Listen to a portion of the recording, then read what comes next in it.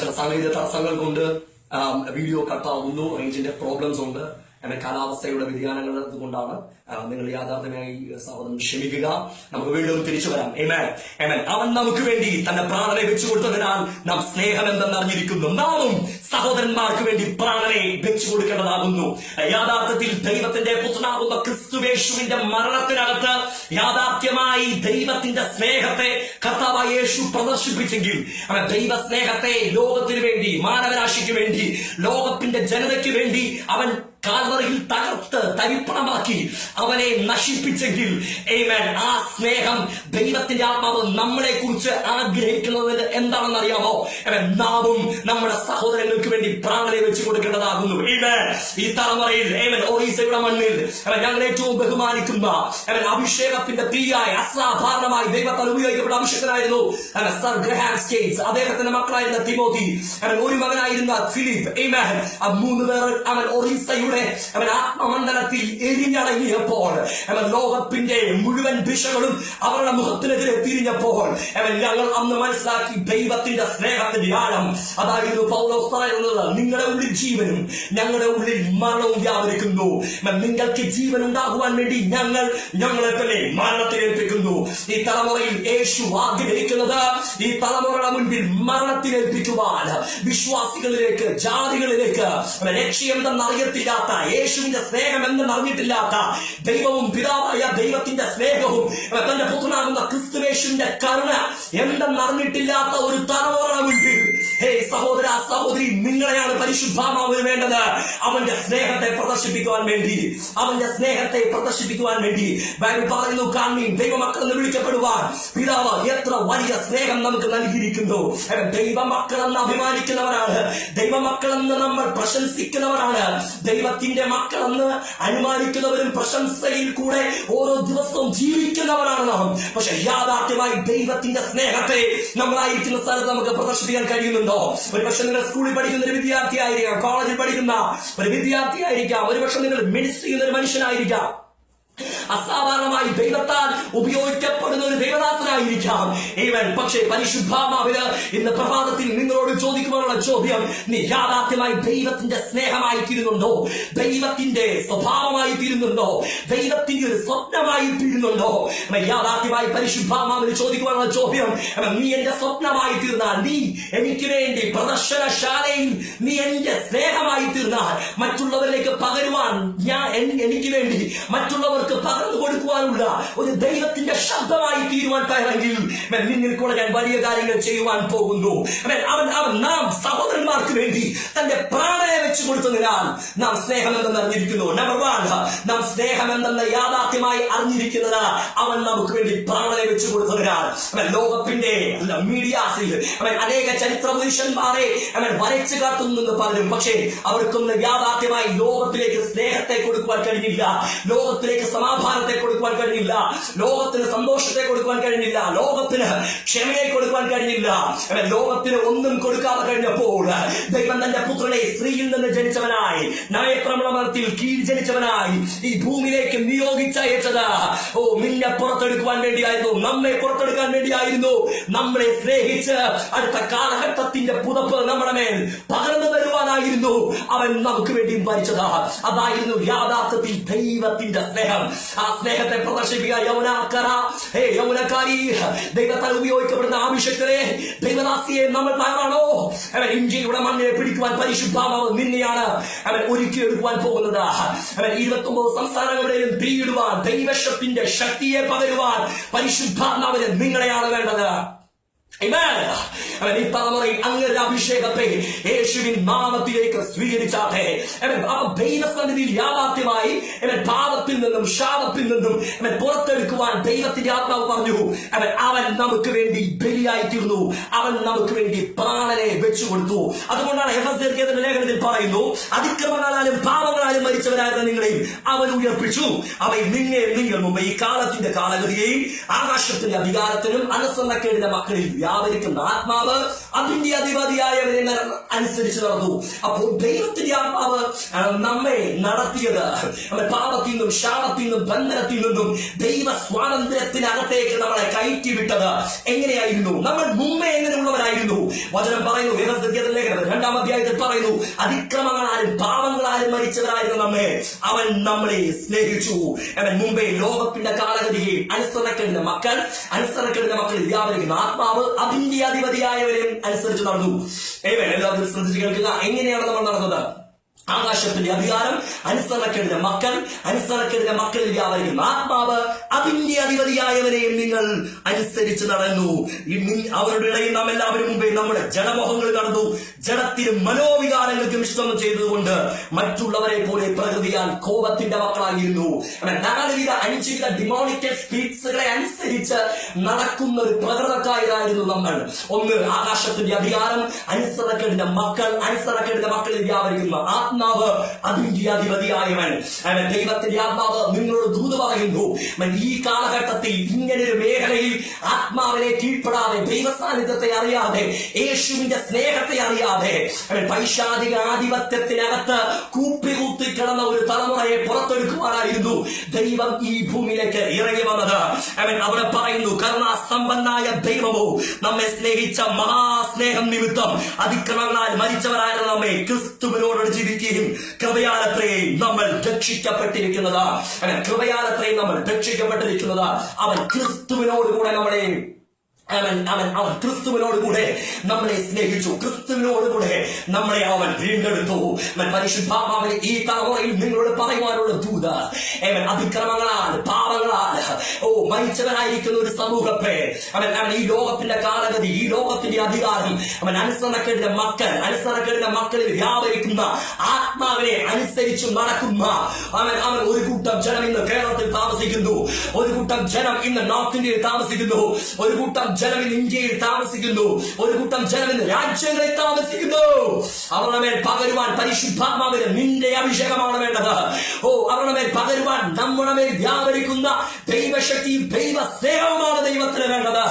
അങ്ങനെ ഒരു തലമുറയെ പരിശുദ്ധാത്മാവ് ആഗ്രഹിക്കുന്നു. അതിനുവേണ്ടി നമ്മൾ സജ്ജരാണോ? അതിക്രമങ്ങളാൽ പാപങ്ങളാൽ മരിച്ചവരായിരിക്കുന്ന ഒരു കൂട്ടം സമൂഹത്തെ അവന്റെ രക്തത്താൽ അവൻ വീണ്ടെടുത്തു. ഞാൻ പറഞ്ഞു വന്നത്, അവൻ നമുക്ക് വേണ്ടി തന്റെ പ്രാണനെ വെച്ചു കൊടുത്തതിനാൽ നാം സ്നേഹം എന്തെന്ന് അറിഞ്ഞിരിക്കുന്നു. അപ്പൊ യാഥാർത്ഥ്യത്തിൽ ദൈവത്തിന്റെ അഭിഷേകവും ദൈവത്തിന്റെ കൃപയും ദൈവത്തിന്റെ പുത്രനാകുന്ന ക്രിസ്തുവേശുവിന്റെ സ്നേഹം നാം അറിഞ്ഞത് അവൻ നമുക്ക് വേണ്ടി പ്രാണൻ വെച്ചു കൊടുത്തതിനാലാണ്. പക്ഷെ നമ്മൾ ആ അറിവ് തിരിച്ചറിഞ്ഞു. പക്ഷേ നമ്മളെ പോലെ സമൂഹത്തിൽ ജീവിക്കുന്ന, നമ്മുടെ ചുറ്റുപാടുകളിൽ ജീവിക്കുന്ന നമ്മൾ എന്നെന്നും അവൻ ഉരഞ്ഞ് നടന്ന് നമ്മൾ ഓരോ മനുഷ്യരോട് ഇടപെടുമ്പോൾ യാഥാർത്ഥ്യത്തിൽ അവന് ആ അറിവില്ല. ഏതറിവാണ്? അവന് ഏതറിവാണ് ഇല്ലാത്തത്?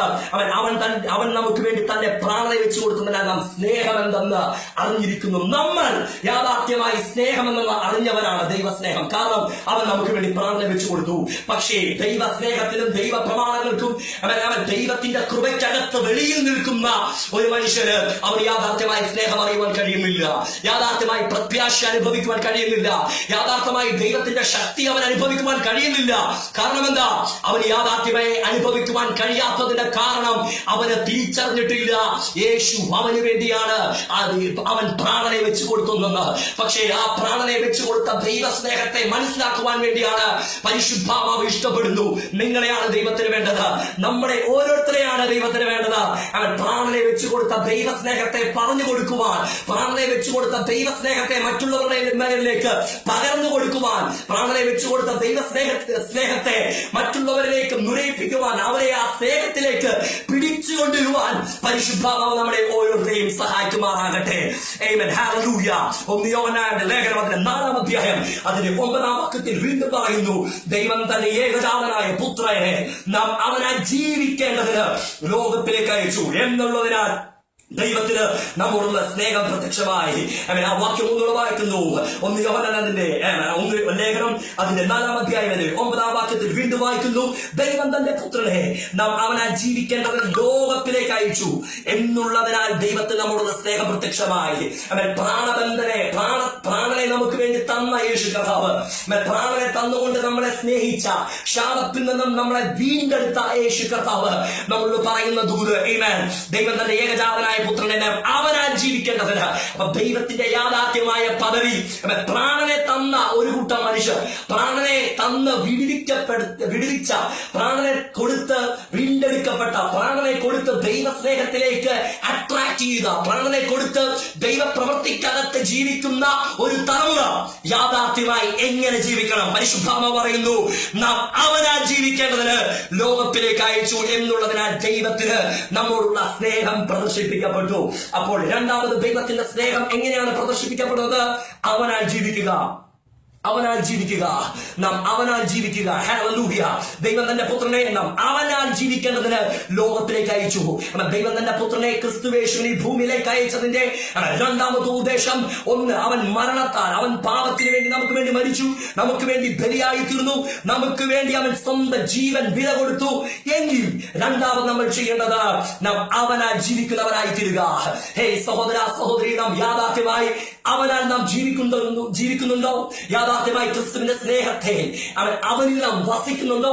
വചനം പറയുന്നു, നിങ്ങൾ എന്റെ നാമത്തിൽ അപേക്ഷിക്കുന്നതൊക്കെയും പിതാവ് പുത്രന് മഹത്വപ്പെടേണ്ടത് ഞാൻ നിങ്ങൾക്ക് വേണ്ടി ചെയ്തത്. നിങ്ങൾ എന്നിലും എന്റെ വചനം നിങ്ങളിൽ വസിച്ചാൽ നിങ്ങൾ ഇച്ഛിക്കുന്ന അപേക്ഷിക്കുകയും ഞാൻ നിങ്ങൾക്ക് തരും. യാഥാർത്ഥ്യമായി കർത്താവായ യേശു പറയുന്നു, ഞാൻ ഈ ഭൂമിയിലേക്ക് ഇറങ്ങി വന്നത് നിങ്ങൾ അവനാൽ ജീവിക്കേണ്ടതിനാണ്.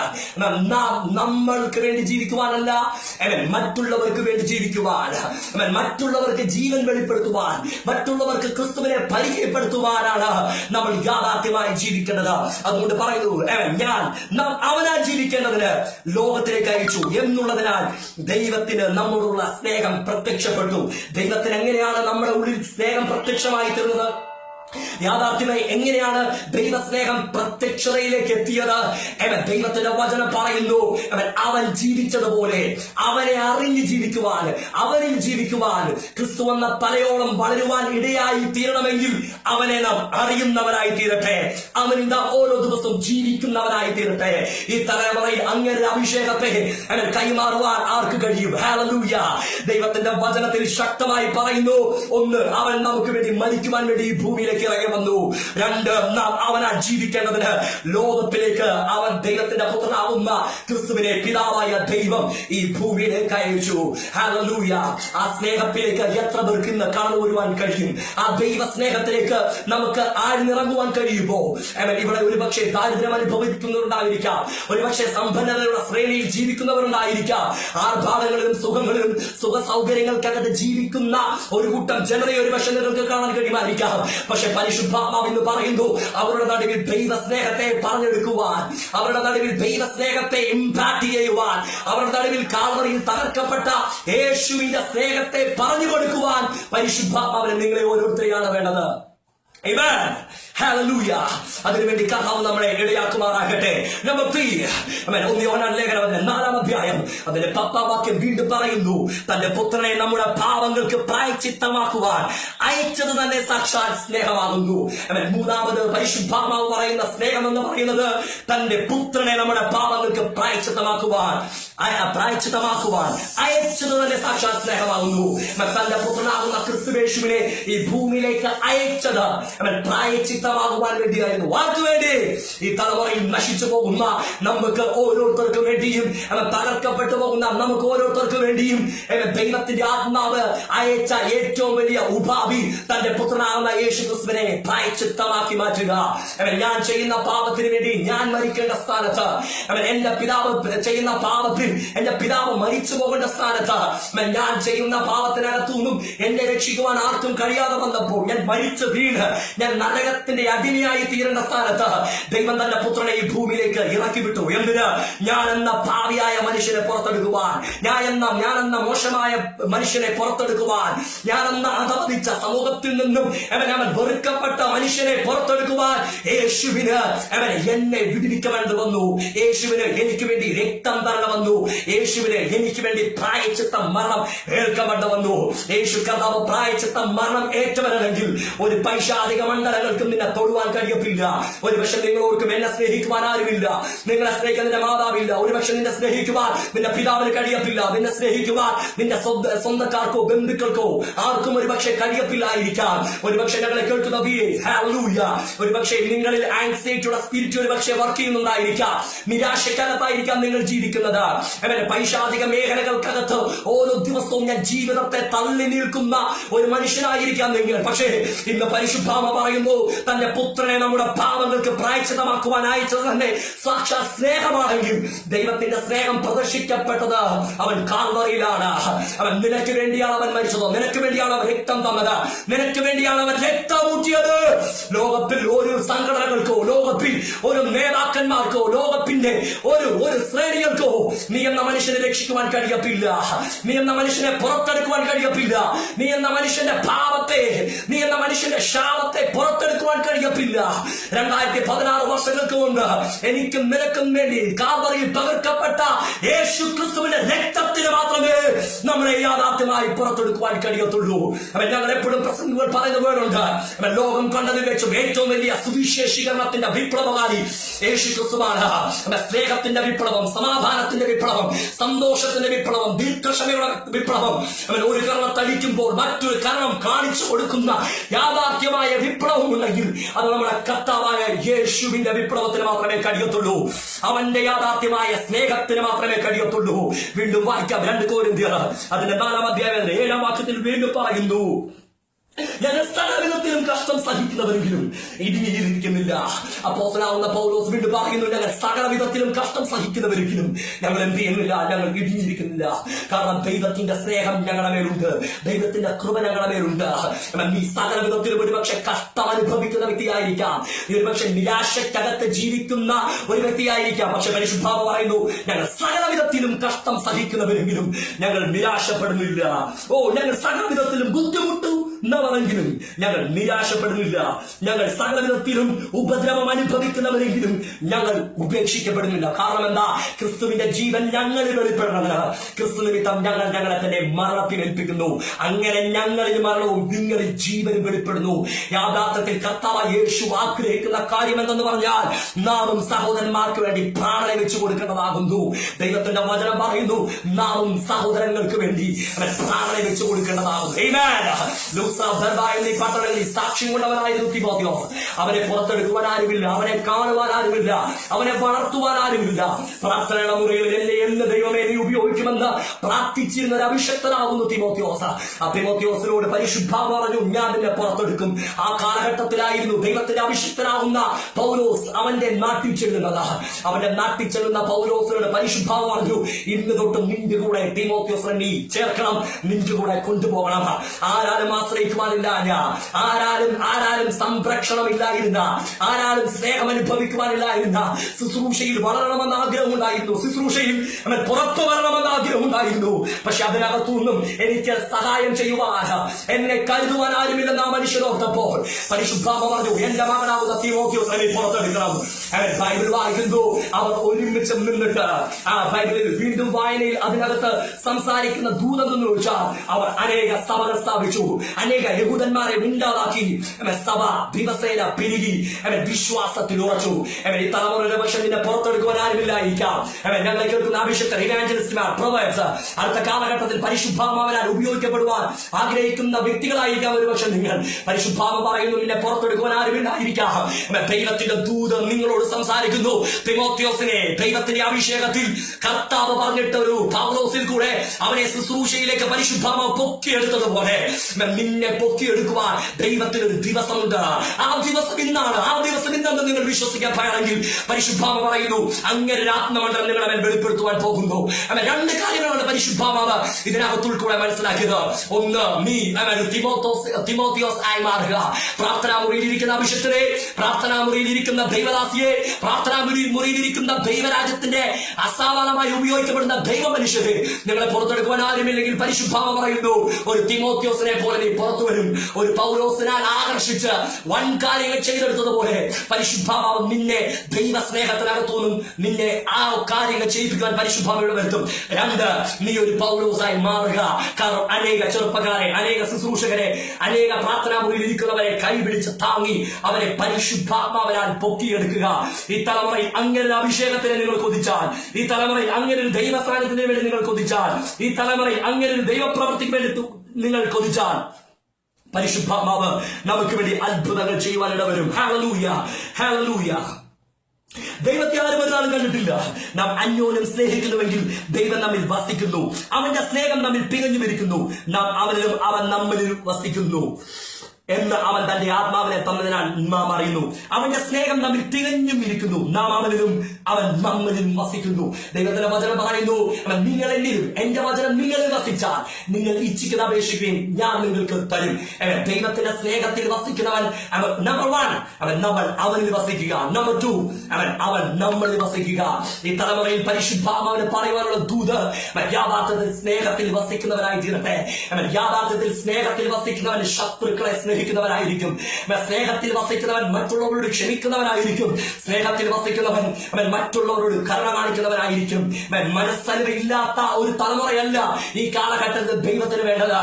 ദൈവത്തിന്റെ മനസ്സലിവുള്ള, ദൈവത്തിന്റെ ഹൃദയമുള്ള, ദൈവത്തിന്റെ സ്വപ്നങ്ങളെ മറ്റുള്ളവരുടെ മേൽ പകരുവാൻ പരിശുദ്ധാത്മാവിന് നമ്മളെ ഓരോരുത്തരെയാണ് ആവശ്യം. ഹല്ലേലൂയ.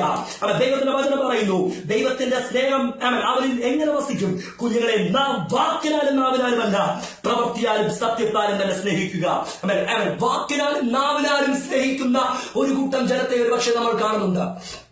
വാക്കിനാൽ സ്നേഹിക്കുക, നാവിനാൽ സ്നേഹിക്കുക. No time no wait. നമ്മുടെ വാക്കുകൾ കൊണ്ടല്ല നമ്മൾ സ്നേഹിക്കേണ്ടത്. നമ്മുടെ ചിന്താഗതികൾ കൊണ്ടല്ല നമ്മൾ സ്നേഹിക്കേണ്ടത്. നമ്മൾ വാക്കിനാലും നമ്മൾ പ്രവർത്തി നമ്മുടെ ഇന്റേണലി ആയിരിക്കുന്ന മെറ്റീരിയൽസ് കൊണ്ടല്ല നമ്മൾ ഒരു മനുഷ്യനെ സ്നേഹിക്കേണ്ടത്. പരിശുദ്ധാത്മാവ് പറയുന്നു, പ്രവൃത്തിയാലും സത്യത്താലും നീ സ്നേഹിക്കുന്നവനായി തീരുക.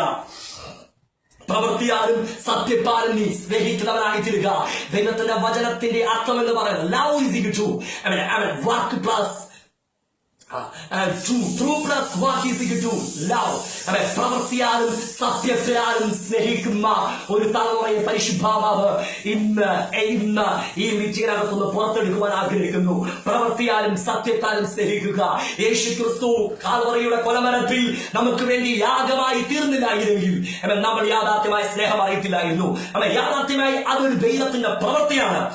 നമ്മൾ പ്രവൃത്തിയാലും സത്യത്താലും നമ്മളെ സ്നേഹിച്ച ഒറ്റ ഒരുവനേ ഉള്ളൂ ഈ ഭൂമിയിൽ. അവന്റെ പേരാണ് യേശു. യാഥാർത്ഥ്യമായി ആ ദൈവസ്നേഹത്തെ നമ്മൾ അറിഞ്ഞില്ലായിരുന്നുവെങ്കിൽ ഇന്നും നമ്മൾ തകർക്കപ്പെട്ടു പോകുമായിരുന്നു. ഇന്നും നമ്മൾ ഉടഞ്ഞു പോകുമായിരുന്നു. ആരാലും ഭേദമാകാതിരുന്ന, ആരാലും അവൻ അന്വേഷണമില്ലാതിരുന്ന, എല്ലാവരാലും അപമാനിച്ച, എല്ലാവരാലും കുറ്റം പറഞ്ഞ, എല്ലാവരാലും കുറ്റങ്ങൾ കേട്ട, ഞാൻ ഇനി എന്തിന് ജീവിക്കുന്നു എന്ന് പോലും ജീവിതത്തിൽ ചിന്തിച്ച നിമിഷങ്ങൾ ഒരു പക്ഷെ നമുക്കുണ്ടായിരിക്കാം, അല്ലേ? പക്ഷെ കർത്താവ് പറയുന്നു, നിനക്ക് വേണ്ടി ദൈവത്തിന്റെ പുത്രനാകുന്ന ക്രിസ്തുവേശു മരിച്ചു കാണിച്ചത് അവനൊരു പ്രവൃത്തിയിൽ കൂടെയായിരുന്നു. കാൽവറിയിൽ തകർക്കപ്പെടുക എന്നുള്ള വലിയ ദൈവത്തിന്റെ പ്രവൃത്തിക്കകത്തായിരുന്നു ആ ദൈവസ്നേഹം പുറത്തു വന്നത്. ലോകത്തെ ഏറ്റവും വലിയ സ്നേഹം എന്തെന്ന് പറഞ്ഞാൽ അതൊരു പെറ്റമ്മയുടെ സ്നേഹമല്ല. ലോകത്തെ ഏറ്റവും വലിയ സ്നേഹം എന്ന് പറഞ്ഞാൽ നമ്മൾ സ്നേഹിക്കുന്നു എന്ന് അഭിമാനിക്കുന്ന പലരുടെയും സ്നേഹമല്ല.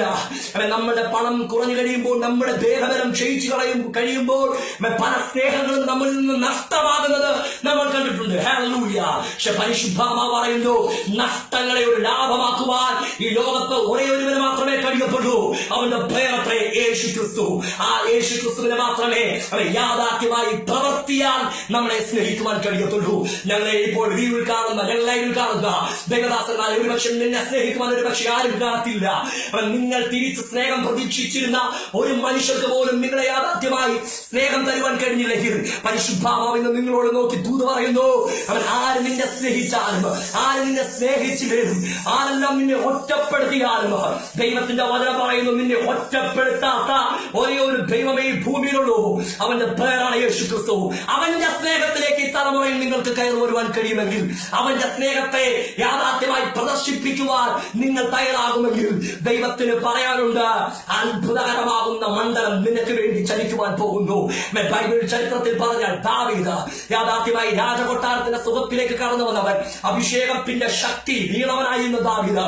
അവനെ സ്നേഹിക്കാൻ ഒരു അമ്മയിലായിരുന്നു, അവനെ സ്നേഹിക്കുവാൻ പിതാവിലായിരുന്നു, അവനെ സ്നേഹിക്കുവാൻ യാഥാർത്ഥ്യമായി ആരുമില്ലായിരുന്നു. പക്ഷെ പരിശുദ്ധാത്മാവിന്റെ ശക്തിയ അവന് പറയാനുണ്ടായിരുന്നു, എന്നെ സ്നേഹിക്കുവാൻ എനിക്കൊരു ദൈവമുണ്ടായിരുന്നു എന്ന്. പക്ഷേ വളർത്തവനായിരുന്ന ശൗൽ, അവന് ആഹാരം കൊടുക്കുന്നവനായിരുന്ന ശൗൽ, അവന്റെ കാര്യങ്ങൾ നോക്കി അവനെ പൊന്നുപോലെ സംരക്ഷിക്കുന്ന ശൗൽ അവനെതിരെ നിന്നപ്പോൾ, അവനെതിരെ അപവാദങ്ങൾ പറഞ്ഞപ്പോൾ, അവനെതിരെ പ്രശ്നങ്ങൾ ഉണ്ടാക്കിയപ്പോൾ, അവന്റെ അഭിഷേകത്തെ തകർത്താൻ നോക്കിയപ്പോൾ, അവൻ ദൈവത്തിന്റെ വചനം പറയുന്നു, ശൗലിന്റെ മകനായ ജോനാഥാൻ അവൻ തന്റെ സ്വന്തം പ്രാണനെ പോലും സ്നേഹിച്ചു. ഈ തലമുറയിൽ ഒരുപക്ഷെ നീ സ്നേഹം നിഷേധിക്കപ്പെട്ട ഒരാളാണെങ്കിൽ, നിന്റെ കുടുംബത്തിനകത്ത് സ്നേഹം നിഷേധിക്കപ്പെട്ട ഒരു മനുഷ്യനാണെങ്കിൽ, പരിശുദ്ധാത്മ പറയുന്നു, ശൗൽ നിന്നെ സ്നേഹിക്കണ്ട, ശൗലിന്റെ കൊട്ടാരത്തിനകത്ത് നിൽക്കുന്ന സഹോദരങ്ങൾ നിന്നെ സ്നേഹിക്കണ്ട, എല്ലാവരും നമ്മെ ഒറ്റപ്പെടുത്തട്ടെ. പരിശുദ്ധാത്മാവ് പറയുന്നു, ഒരു ജോനാഥാനെ പരിശുദ്ധാത്മാവ്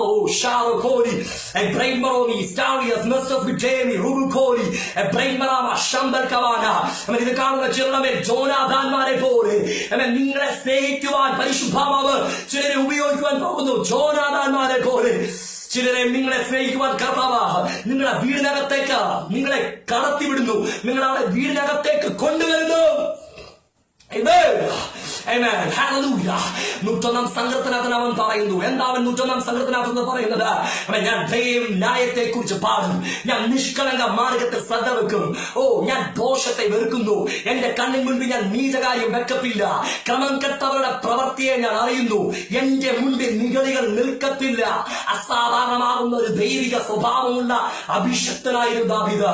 അവന്റെ ആ നിഷ്കളങ്കതയുടെ നടുവിൽ, അവന്റെ ജീവിത വിശുദ്ധിയുടെ നടുവിൽ, അവന്റെ ജീവിതത്തിന്റെ അഭിഷേകത്തെ അവൻ സ്വീകരിക്കുന്ന ആ മേഖല നടുവിൽ അവൻ ഒറ്റപ്പെട്ട് കാണുമായിരിക്കാം, അവനെല്ലാവരും അവഗണിക്കപ്പെട്ട് കാണാതിരിക്കാം. പക്ഷെ അവൻ പറയുന്ന ഒരു ദൂതുണ്ട്, എന്നെ സ്നേഹിക്കുന്ന ഒരു ശക്തനായ ദൈവം എന്റെ കൂടെ ഉണ്ട്.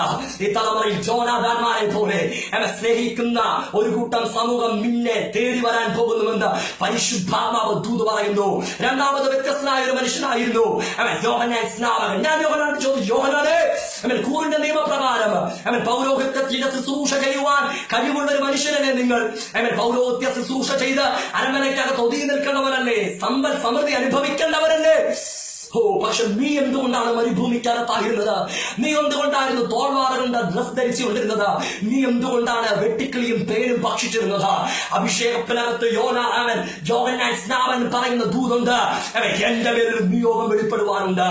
ലോകത്തിന്റെ ഒരു സ്നേഹവും എനിക്ക് ലഭിച്ചിട്ടില്ല, കാടും മരുഭൂമിയും മാത്രമായിരുന്നു എന്റെ ജീവിതത്തിനകത്തെങ്കിൽ പരിശുദ്ധാത്മാവ് എന്നോട് പറഞ്ഞു, ഇസ്രായേലിന്റെ പുനരുദ്ധാനത്തിന് വേണ്ടി, ഇസ്രായേലിന്റെ ഉയർത്തെഴുന്നേൽപ്പിന് വേണ്ടി ലോകത്തിന്റെ രക്ഷിതാവിനെ അവൻ യോർദാനിൽ പരിചയപ്പെടുത്തി കൊടുക്കുവാൻ എനിക്ക് ദൈവ സ്നേഹത്തിനകത്ത് എനിക്ക് ഒരു അഭിഷക്തനെ വേണം. അവന്റെ പേരാണ് യോഹന്നാൻ. ആ ദൈവത്തെ പ്രദർശിപ്പിക്കുവാൻ, ആ ദൈവ സ്നേഹത്തെ പ്രദർശിപ്പിക്കുവാൻ പരിശുദ്ധാത്മാവിന് പറയാനുണ്ടായിരുന്നത് യോഹന്നാന്റെ പേരായിരുന്നു. അവൻ ദൈവ സ്നേഹത്തിൽ ഒരു പ്രതിസന്ധികളെ നിന്നെ തരണം ചെയ്യുവാൻ, ഒരുപക്ഷെ നീ ഓർക്കുമായിരിക്കാം, ഈ ദൈവ സ്നേഹത്തിനകത്ത് നിന്നുകൊണ്ടും ഞാൻ എങ്ങനെ എന്റെ പ്രതിസന്ധികളെ തരണം ചെയ്യും? ഞാൻ നിരാശപ്പെടുന്ന വ്യക്തിയല്ലേ, ഞാൻ ബുദ്ധിമുട്ട് അനുഭവിക്കുന്ന വ്യക്തിയല്ലേ, ഞാൻ തകർന്നു പോകുമെന്ന് ലോകം എന്നെ മുഴുവൻ നോക്കി, എന്റെ തകർച്ച കാണുമെന്ന് ലോകക്കാർ മുഴുവൻ നോക്കി നിൽക്കുമ്പോൾ യേശു കർത്താവ് പറയുന്നത്, പകരുവാനല്ല, നീ ലജ്ജിക്കപ്പെടുവാനല്ല, നീ അപമാനിക്കപ്പെടുവാനല്ല, നീ ക്രിസ്തുവിന്റെ സ്നേഹത്തിന്റെ പത്രമായി തീരുവാൻ, ക്രിസ്തുവിന്റെ സ്നേഹത്തിന്റെ പ്രദർശനശാലയായി തീരുവാനാണ് പരിശുദ്ധാത്മാവ് നിന്നെ തെരയുന്നത്. വീണ്ടും നമുക്ക് യോഹന്നാൻ ലേഖനം 3-ാം 16-ാം വാക്യത്തിൽ വീണ്ടും വരാം. അവൻ നമുക്ക് വേണ്ടി തന്റെ പ്രാണനെ വെച്ചു കൊടുത്തതിനാൽ നാം സ്നേഹമെന്ന് അറിഞ്ഞിരിക്കുന്നു. അവൻ ഇത് കാണുന്ന ഒരുപക്ഷെ ഷെയർ ചെയ്യുമായിരിക്കാം, അവൻ ഒരുപക്ഷെ ആത്മഹത്യയുടെ പ്രവണതകൾ ജീവിക്കപ്പെടുന്നവരുണ്ടായിരിക്കാം, ആത്മഹത്യ പ്രേരിതമാകുന്ന ജീവിത അന്തരീക്ഷത്തിൽ നീ ജീവിക്കുന്നവനായിരിക്കാം. ഹേ സഹോദര, നിന്റെ പ്രാണനെ ഹത്യ ചെയ്യുവാനല്ല നീ ആയിരിക്കേണ്ടത്. നീ നിന്റെ പ്രാണനെ ഹത്യ ചെയ്യേണ്ട ആവശ്യമില്ല. നിന്റെ പ്രാണന് വേണ്ടി മരിക്കുവാൻ ലോകത്ത് ഒരേ ഒരുവനെ മാത്രമേ കഴിഞ്ഞിട്ടുള്ളൂ. അവന്റെ പേരാണ് നസ്രയനായ യേശു. അവൻ നമുക്ക് വേണ്ടി പ്രാണനെ വെച്ചു കൊടുത്തതിനാൽ സ്നേഹമെന്ന് അറിഞ്ഞിരിക്കുന്നു. ലോകത്ത് നിന്റെ പ്രാണ പ്രാണൻ കയറിനകത്ത് ഒതുങ്ങുവാനല്ല, നിന്റെ പ്രാണൻ കുടിയാനകത്ത് ഒതുങ്ങുവാനല്ല, നിന്റെ പ്രാണൻ അവൻ കാൽവറിയുടെ കൊലമരത്തിൽ തകർക്കപ്പെടുകയുണ്ടായത്. അവൻ നിങ്ങൾക്ക് വേണ്ടി തകർക്കപ്പെട്ടുവെങ്കിൽ നീ തകർക്കപ്പെടേണ്ട ആവശ്യമില്ല. ഒരുപക്ഷെ ഞങ്ങളെ കൂടെ ഇതിൽ കൂടെ ഷെയർ ചെയ്ത് ഒരുപക്ഷെ മദ്യപാനികളായിരിക്കാം ഇത് കേൾക്കുന്നത്. ഒരുപക്ഷെ വ്യഭിചാരത്തിന്റെ സ്വഭാവം നിങ്ങളിൽ ഉണ്ടായിരിക്കാം, പാപത്തിന്റെ സ്വഭാവത്തിനകത്ത് നിങ്ങൾ ജീവിക്കുന്ന ഒരു വ്യക്തിയായിരിക്കാം.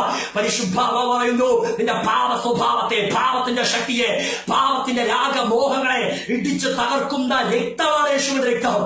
അവൻ നിന്നെ സ്നേഹിച്ചത് നീ ഭാവിയാണെന്ന് അറിഞ്ഞതുകൊണ്ടാണ്.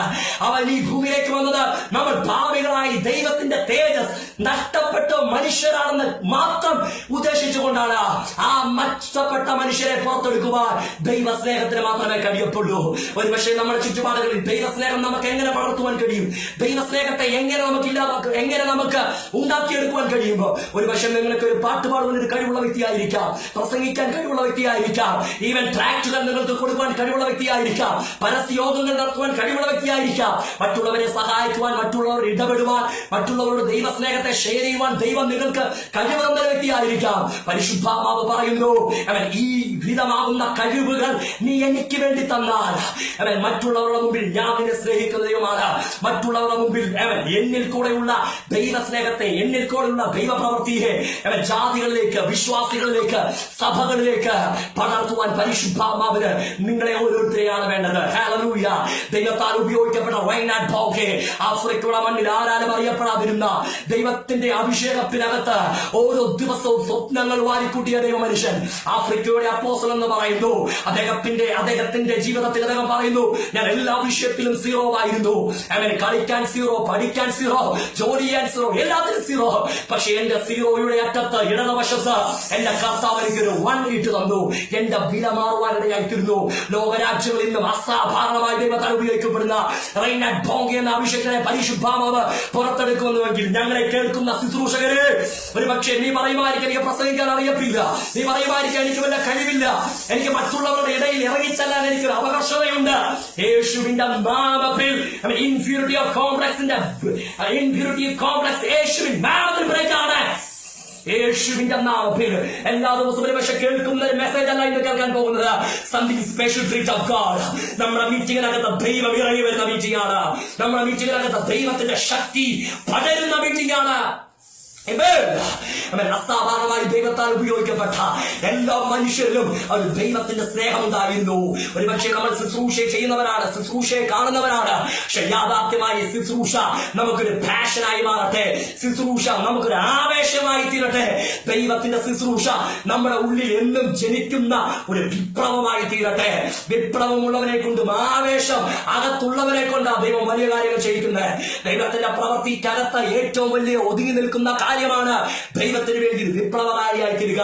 പ്രവൃത്തിയാലും സത്യത്താലും സ്നേഹിക്കുന്ന ഒരു തലമുറയെ കേരളത്തിനകത്ത് പരിശുദ്ധാത്മാവ് അവൻ പുറത്തെടുക്കുവാൻ പോകുന്നു. ഇന്ന് പരിശുദ്ധാത്മാവ് ഞാൻ എന്റെ സന്ദേശത്തെ കൈമാറുന്നു. അവൻ പ്രവൃത്തിയാലും സത്യത്താലും സ്നേഹിക്കുന്ന ഒരു തലമുറ, പ്രവൃത്തിയാലും സത്യത്താലും സ്നേഹിക്കുന്ന തലമുറ. കാരണം ആ പ്രവൃത്തി ആദ്യമേ കാണിച്ചു തന്നത് നമ്മുടെ കർത്താവായ യേശു ക്രിസ്തുവായിരുന്നു.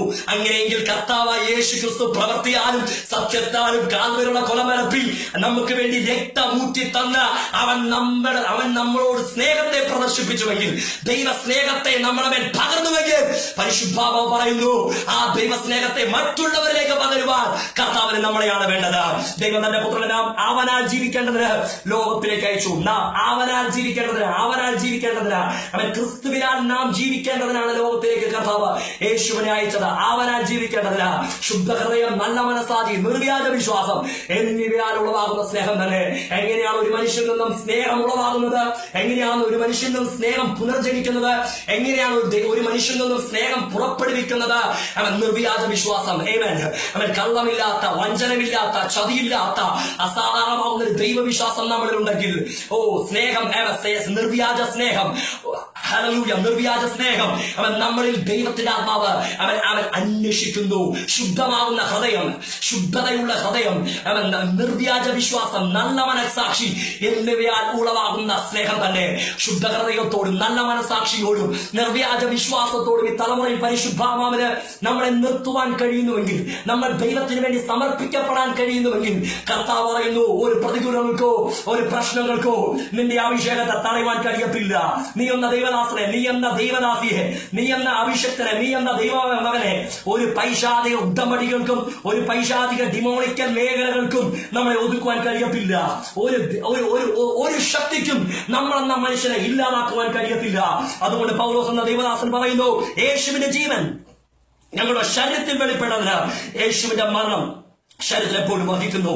ഞങ്ങളുടെ മറ്റു ശരീരത്തിൽ യേശുവിന്റെ ജീവൻ വെളിപ്പെടുന്നതിന് ജീവിച്ചിരിക്കുന്ന ഞങ്ങൾ എല്ലായ്പ്പോഴും യേശു നിമിത്തം മരണത്തിൽ ഏർപ്പെടുന്നു. ഞങ്ങളുടെ മറ്റു ശരീരത്തിൽ യേശുവിന്റെ ജീവൻ ഞങ്ങളിൽ വെളിപ്പെടുന്നതിന് ജീവിച്ചിരിക്കുന്ന ഞങ്ങൾ എല്ലായ്പ്പോഴും യേശു നിമിത്തം മരണത്തിനേൽപ്പിക്കുന്നു. ഈ തലമുറയിൽ സുവിശേഷിക വിരോധികളുള്ള സ്ഥലത്ത് വിരോധം അവൻ യാഥാർത്ഥ്യമായി അനുഭവിക്കുന്ന മിഷണറിമാർ ഞാൻ കാണുന്നു. ഒത്തിരി പേരുണ്ടായിരിക്കാം. നോർത്ത് ഇന്ത്യൻ മേഖലകളിൽ ഞങ്ങൾ കടന്നു പോകുമ്പോൾ കാണാറുണ്ട്. ഫൈറ്റിങ്ങൾ ഞങ്ങൾ നേരിട്ട് കാണാറുണ്ട്. പക്ഷേ പരിശുദ്ധാത്മ പറയുന്നു, ക്രിസ്തുവിന്റെ ജീവൻ ഞങ്ങളുടെ മറ്റു ശരീരത്തിൽ വെളിപ്പെടുന്നതിന് ക്രിസ്തുവിന്റെ മരണം ഞങ്ങളെല്ലായ്പ്പോഴും ഞങ്ങളുടെ ഉള്ളിൽ മരിക്കുന്നു. യാഥാർത്ഥ്യത്തിൽ എന്താണ് അതിന്റെ അർത്ഥം? വിശ്വാസികൾക്ക്, മറ്റുള്ള ജാതികൾക്ക്, യേശുവിനെ അറിഞ്ഞിട്ടില്ലാത്തവരുടെ മേൽ ഒരു ജീവൻ വെളിപ്പെടണമെങ്കിൽ നാം നമ്മളെ തന്നെ മരണത്തിൽ ഏൽപ്പിക്കപ്പെടുക. ഒരു രക്തസാക്ഷിത്വത്തിലേക്ക് എന്നെ തന്നെ ഞാൻ സമർപ്പിക്കുന്നു എന്ന ഉടമ്പടി ചെയ്യുന്ന ഒരു തലമുറയാണ് പരിശുദ്ധാത്മാവ് ഇന്ത്യയുടെ ഉണർവിന് വേണ്ടി നിർത്തുവാൻ കഴിയുന്നത്. ശുശ്രൂഷയുടെ മേഖലകളിൽ ശുശ്രൂഷ വേദികൾ നോ, അതല്ല പരിശുദ്ധാത്മാവിന്റെ ഇഷ്ടം. നീ ശുശ്രൂഷയോടൊപ്പം നീ പ്രവൃത്തി ചെയ്യുന്നവനായി തീരുക. നാവിനാലും വാക്കിനാലുമല്ല ദൈവത്തിന്റെ പ്രവൃത്തി. ലോകത്തെ തനിക്ക് വേണ്ടി ലോകത്തെ നേടിയത് അവൻ നമുക്ക് വേണ്ടി തകർക്കപ്പെട്ടത് കൊണ്ടായിരുന്നു. അവൻ നമുക്ക് വേണ്ടി ഉദയ്ക്കപ്പെട്ടത് കൊണ്ടായിരുന്നു. അവന്റെ മുഖത്ത് തുപ്പലേറ്റത് കൊണ്ടായിരുന്നു. അവന്റെ രക്തം നമുക്ക് വേണ്ടി ഒഴുക്കി തന്നത് കൊണ്ടായിരുന്നു. അങ്ങനെ ഈ തലമുറയിൽ വിശുദ്ധന്മാരുടെ ചൂടുന്ന രക്തത്തിന്റെ ഒരു തലമുറയാണ് ഇന്ത്യയിലും ഈ കേരളത്തിലും. ഹല്ലേലൂയ. യെരൂശലേമിൽ യാക്കോബ് എന്ന ദൈവദാസൻ അവൻ തകർത്ത് തരിപ്പണമായപ്പോൾ, വെട്ടിക്കൊന്നപ്പോൾ അവന്റെ സഹോദരനാകുന്ന യോഹന്നാൻ അവന്റെ പുത്രനാകുന്ന സെബദി പറഞ്ഞില്ല, എന്റെ മകനാകുന്ന യാക്കോബ് തകർക്കപ്പെട്ടു, എന്റെ സഹോദരൻ പീഡിപ്പിക്കപ്പെട്ടു, അവൻ രക്തസാക്ഷിയായി തീർന്നു. അവർക്ക് പറയുവാൻ കഴിയത്തില്ല. കാരണം അവൻ യോഹന്നാൻ യാക്കോബ് അവൻ ദൈവത്തിന്റെ മഹത്വം കണ്ടവനാണ്. അവർ മരുഭൂമിയിൽ ദൈവമാണെന്ന് യാഥാർത്ഥ്യമായി തിരിച്ചറിഞ്ഞവനാണ്. ഈ തലമുറയിൽ ദൈവസ്നേഹത്തെ, ദൈവത്തിന്റെ കരുണയെ, ദൈവത്തിന്റെ അഭിഷേകത്തെ തിരിച്ചറിഞ്ഞ ഒരു തലമുറയ്ക്ക് അവർ മരണത്തെ ഭയപ്പെടുന്നവരല്ല. അവർ മരണത്തിന്റെ പ്രവൃത്തികളെ ഭയപ്പെടുന്നവരല്ല. ഹേ മരണമേ നിന്റെ വിഷയമുള്ളവിടെ, ഹേ മരണമേ. ഹല്ലേലൂയ. ആ ദൈവത്തിന്റെ സാന്നിധ്യത്തിനകത്ത് നിൽക്കുന്ന ഒരു തലമുറയ്ക്ക് വേണ്ടിയാണ് പരിശുദ്ധാത്മാവ് വൻ കാര്യങ്ങൾ ചെയ്യുവാൻ പോകുന്നത്. ക്രിസ്തുവിന്റെ ജീവൻ ഞങ്ങളിൽ വെളിപ്പെടുന്നത് ക്രിസ്തു നിമിത്തം ഞങ്ങളെ തന്നെ മരണത്തിൽ ഏൽപ്പിക്കുന്നു.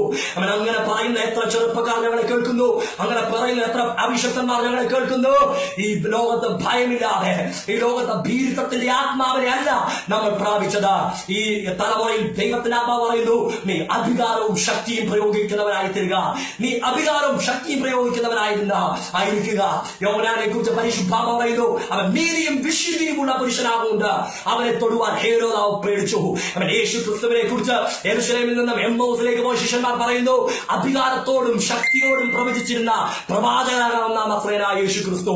അധികാരത്തോടും ശക്തിയോടും പ്രവചിച്ചിരുന്ന പ്രവാചകനാകുന്ന നസ്രയനായ ക്രിസ്തു. ഈ കാലഘട്ടത്തിൽ നാം അധികാരവും ശക്തിയും ഉപയോഗിക്കുന്നവരാണോ? ഈ കാലഘട്ടത്തിൽ നീതിയും വിശുദ്ധിയും അവൻ അതിനുവേണ്ടി നിൽക്കുന്ന ഒരു തലമുറയെങ്കിൽ പരിശുദ്ധാത്മാവ് പറയുന്നു, നിന്നെ തൊടുവാൻ ഒരു പൈശാചിക മണ്ഡലങ്ങൾക്ക് കഴിയത്തില്ല. ഞങ്ങൾ ഉറപ്പ് നൽകുന്നു, ഞങ്ങളുടെ ശുശ്രൂഷകളിൽ പരിശുദ്ധാത്മാവ് കാണിച്ചു കൊടുക്കുന്നു. ഈ തലമുറയിൽ പരിശുദ്ധാത്മാവ് വീണ്ടും നമ്മളെ ഓർമ്മിക്കുന്നു, പ്രവൃത്തിയാലും സത്യത്താലും സ്നേഹിക്കുന്ന ഒരു തലമുറ. തന്റെ പുത്രനെ നമ്മുടെ പാപങ്ങൾക്ക് പ്രായശ്ചിത്തമാക്കുവാൻ അയച്ചത് തന്നെ സാക്ഷാൽ അവന്റെ സ്നേഹമാണ്. നമ്പർ 1, അവന്റെ സ്നേഹം പ്രദർശിപ്പിക്കപ്പെട്ടത്, അവന്റെ സ്നേഹം യാഥാർത്ഥ്യമായി പ്രദർശിക്കപ്പെട്ടത് പ്രാണനെ വെച്ചു കൊടുത്തതിനാൽ നാം അവന്റെ സ്നേഹം അറിഞ്ഞിട്ടുണ്ട്. രണ്ടാമത്, അവനാൽ ജീവിക്കേണ്ടതിന് ലോകത്തിലേക്ക് അയച്ചു. നാം അവനാൽ ജീവിക്കേണ്ടത്, എങ്ങനെ ജീവിക്കണം എന്ന് പറഞ്ഞു തരാൻ വേണ്ടി അവനെ ലോകത്തിലേക്ക് അയച്ചത് തന്നെ ദൈവത്തിന്റെ സ്നേഹമാകുന്നു. 3, തന്റെ പുത്രനെ നമ്മുടെ പാപങ്ങൾക്ക് പ്രായശ്ചിത്തമാക്കുവാൻ അയച്ചത് തന്നെ സാക്ഷാൽ സ്നേഹമാകുന്നു. തന്റെ പുത്രനെ നമ്മുടെ പാപങ്ങൾക്ക് വേണ്ടി പ്രായശ്ചിത്തമാക്കുവാൻ ദൈവം ഈ ഭൂമിയിലേക്ക് തന്റെ പുത്രനെ അയച്ചത് തന്നെ സാക്ഷാൽ സ്നേഹമാകുന്നു. ദൈവം സ്നേഹം തന്നെ. സ്നേഹത്തിന് പര്യായം ഈ ലോകത്തിൽ വെക്കുവാൻ ആർക്കും കഴിയത്തില്ല.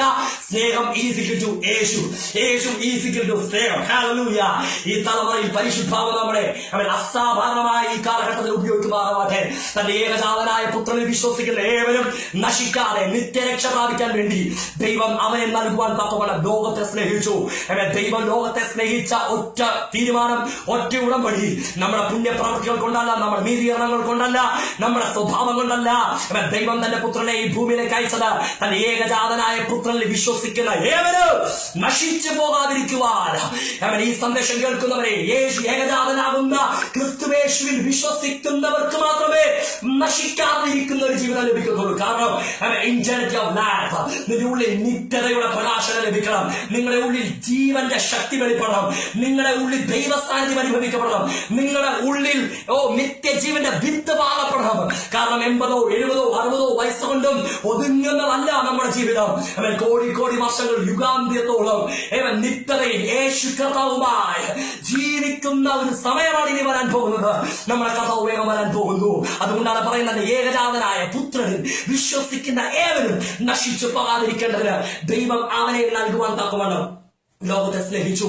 ബാക്കിയുള്ള എല്ലാവരും ആ ലോകത്തിന്റെ സ്നേഹം അറിഞ്ഞു നടക്കുമ്പോ, ലോകത്തിന്റെ മറ്റുള്ള സ്നേഹത്തിന് വേണ്ടി ഓടി നടക്കുമ്പോ, മദ്യപാനത്തിനകത്ത് അവർ സന്തോഷം കണ്ടെത്തുമ്പോ, കൂട്ടുകെട്ടിനകത്ത് അവർ സന്തോഷം അനുഭവിക്കുമ്പോ, മറ്റുള്ള ലോകമാകുന്ന ജനീക സുഖങ്ങൾക്കകത്ത് കോപത്തിന്റെ മക്കളായി തീർന്നുകൊണ്ടിരിക്കുമ്പോൾ, പരിശുദ്ധാത്മാവ് പറയുന്നു, കരുണാസമ്പന്നനായ ദൈവമോ നമ്മെ സ്നേഹിച്ച മഹാസ്നേഹം നിമിത്തം ഇതിലൊക്കെയും നമുക്ക് പൂർണ്ണ ജയം തന്നിരിക്കുന്നു. ഈ ലോകത്തെ മഹാസ്നേഹം നിമിത്തം നമ്മളെ സ്നേഹിക്കുവാൻ, ഈ കോപത്തിൽ നമ്മളെ പുറത്തെടുക്കുവാൻ ദൈവത്തിന്റെ ആത്മാവിന് പറയുവാനുള്ളത്, കോപത്തിന്റെ ആത്മാവിൽ നിന്ന് നമ്മളെ പുറത്തെടുക്കുവാൻ, അനുസരണക്കേടിന്റെ ആത്മാവിൽ നിന്ന് നമ്മളെ പുറത്തെടുക്കുവാൻ കരുണാസമ്പന്നനായ ദൈവത്തിന്റെ സ്നേഹത്തിന് മാത്രമേ കഴിയത്തുള്ളൂ. ഒരുപക്ഷെ മാനവികാരങ്ങൾക്ക്, മാനവജാതിക്കകത്ത്, ഒരുപക്ഷെ അധികാരത്തിനകത്ത് അനുസരണക്കേടിന്റെ മക്കൾ, അതിനകത്ത് വ്യാപരിക്കുന്ന ആത്മാവ് അധിപതിയായവരെ അനുസരിച്ച് ഒരുപക്ഷെ നടക്കുന്ന വ്യക്തിയായിരിക്കാം. പക്ഷെ പരിശുദ്ധാത്മാവ് നിങ്ങളെ നോക്കി ദൂത് പറയുന്നു, ദൈവത്തിന്റെ സ്നേഹത്തിലേക്ക് നീ കയറി വരുവാൻ തയ്യാറാകുക. യേശു കർത്താവ് കോപിക്കുന്ന ദൈവമല്ല, യേശു കർത്താവ് അടിക്കുന്ന ദൈവമല്ല, നിന്നെ നശിപ്പിക്കുന്ന ദൈവമല്ല. നിന്റെ പ്രാണന് വേണ്ടി മരിച്ച ഒരേ ഒരു ദൈവമേ ഈ ഭൂമിയിലുള്ളൂ. ഒരേ ഒരു സത്യദൈവവും നിത്യജീവനും നിത്യപിതാവും ലോകരക്ഷകനുമായിരിക്കുന്ന ആ ദൈവത്തിന്റെ പേരത്രേ യേശു ക്രിസ്തു. ആ ക്രിസ്തുവിന് വേണ്ടി നമ്മെ തന്നെ നമുക്ക് സമർപ്പിക്കാൻ കഴിയുമോ? ലോകത്തിന്റെ പാപങ്ങൾക്ക് വേണ്ടി ഈ ലോകത്തിൽ അറുക്കപ്പെടുവാൻ വന്ന ദൈവത്തിന്റെ കുഞ്ഞാണ്. ഈ ലോകത്തിന്റെ പാപത്തിന് വേണ്ടി ഈ ലോകത്തിൽ അറുക്കപ്പെടുവാൻ ഒരേ ഒരുവന് മാത്രമേ കഴിഞ്ഞിട്ടുള്ളൂ. അവന്റെ പേരാണ് നസ്രയനായ യേശു ക്രിസ്തു. ആ ക്രിസ്തുവിന്റെ സ്നേഹത്തിലേക്ക് എത്ര പേർക്ക് പോകുവാൻ കഴിയും? ആ ദൈവ സ്നേഹത്തെ എത്ര പേർക്ക് മറ്റുള്ളവരുടെ പകർന്നു കൊടുക്കുവാൻ കഴിയും? ആ ദൈവം നമ്മളെ വിളിക്കുന്നു, യേശു ക്രിസ്തു നമ്മളെ സ്വീകരിക്കുന്നു. ദൈവമേ, ഞങ്ങൾ പാപികളാണ്. ഒരുപക്ഷെ നിങ്ങൾ ഇതിനകത്ത് ഒരുപക്ഷെ രക്ഷിക്കപ്പെടാത്ത ആരെങ്കിലും ഞങ്ങളെ ലൈവിൽ കാണുന്നെങ്കിൽ, ഈ വീഡിയോസിൽ കാണുന്ന നിങ്ങൾ പറ, യേശു ക്രിസ്തുവെ, ഞാൻ അങ്ങേ രക്ഷകനും കർത്താവുമായ ഹൃദയത്തിൽ സ്വീകരിക്കുന്നു. എന്റെ പാപത്തെ ഞാൻ എന്നിൽ നിന്നും ക്ഷമിക്കണമേ. ഞാൻ അങ്ങയുടെ മകനായി നിൽക്കുവാൻ ആഗ്രഹിക്കുന്നു, മകളായി നിൽക്കുവാൻ ആഗ്രഹിക്കുന്നു. ഇപ്പോൾ ഞങ്ങളെ ലൈവിൽ കൂടെ കാണുന്നത് ആരെങ്കിലും രോഗസൗഖ്യത്തിന് ആഗ്രഹിക്കുന്നവർ, നിങ്ങൾ ഒരുപക്ഷെ രോഗക്കിടക്കിലായിരിക്കാം, രോഗത്താൽ നിങ്ങൾ വലഞ്ഞവരായിരിക്കാം, സമാധാനമില്ലാതെ, സന്തോഷമില്ലാതെ, ജീവിതത്തിന്റെ സമസ്ത മേഖലകളിൽ തകർക്കപ്പെട്ട ഒരു ജീവിതം നയിക്കുന്ന ഒരു വ്യക്തിയായിരിക്കാം. ഇപ്പോൾ തന്നെ ഞങ്ങൾ പ്രാർത്ഥിക്കാൻ പോകുന്നു. നിങ്ങൾ പ്രാർത്ഥിച്ചാൽ, നിങ്ങൾ രോഗമുള്ള ഭാഗത്ത് നിങ്ങൾ കൈവച്ചാൽ, സകല രോഗത്തിനും വൈദ്യനായിരിക്കുവാൻ ഒരുവനെ മാത്രമേ കഴിയത്തുള്ളൂ. അവന്റെ പേരാണ് യേശു. രക്ഷിക്കപ്പെടുവാൻ ഒരുപക്ഷെ ഞാൻ സ്നാനപ്പെട്ടിട്ടില്ല, ഞാൻ കർത്താവിനെ എന്റെ രക്ഷകനും കർത്താവായി സ്വീകരിച്ചിട്ടില്ല, ഞാൻ എന്റെ കർത്താവിനോട് ചേരുവാൻ ഞാൻ സ്നാനം ഏറ്റിട്ടില്ലെന്ന് ഒരുപക്ഷെ നിങ്ങൾ പറയുന്ന വ്യക്തിയാണെങ്കിൽ, പരിശുദ്ധമായിരുന്നു നിങ്ങൾ സ്നാനം പ്പെടുവാൻ ദൈവം ആഗ്രഹിക്കുന്നു. നിങ്ങൾ സ്നാനപ്പെടുവാൻ കർത്താവ് ആഗ്രഹിക്കുന്നു. നിങ്ങൾ സ്നാനത്തിലേക്ക് കടക്കുവാൻ പരിശുദ്ധാത്മാവ് ആഗ്രഹിക്കുന്നു.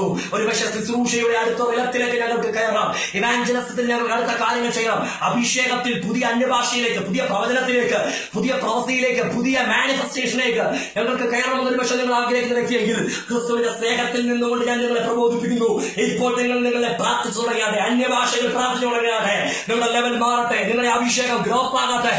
ഈ തലമുറയുടെ മുൻപിൽ ഹല്ലേലൂയ ദൈവത്തിന്റെ ജ്ഞാനവും ദൈവത്തിന്റെ ശക്തിയുമാകുന്ന ക്രൂശിക്കപ്പെട്ട ക്രിസ്തുവിനെ പ്രദർശിപ്പിക്കുന്ന ഒരു അഭിഷേകത്തിന്റെ തലമുറകളെ വെളിപ്പെടട്ടെ. അതാണ് പൗലോസ് പറഞ്ഞത്, I am not ashamed to gospel. സുവിശേഷത്തെ കുറിച്ച് എനിക്ക് ലജ്ജയില്ല. വിശ്വസിക്കുന്ന ഏവനും അത് ദൈവത്തിന്റെ ശക്തിയാണ്.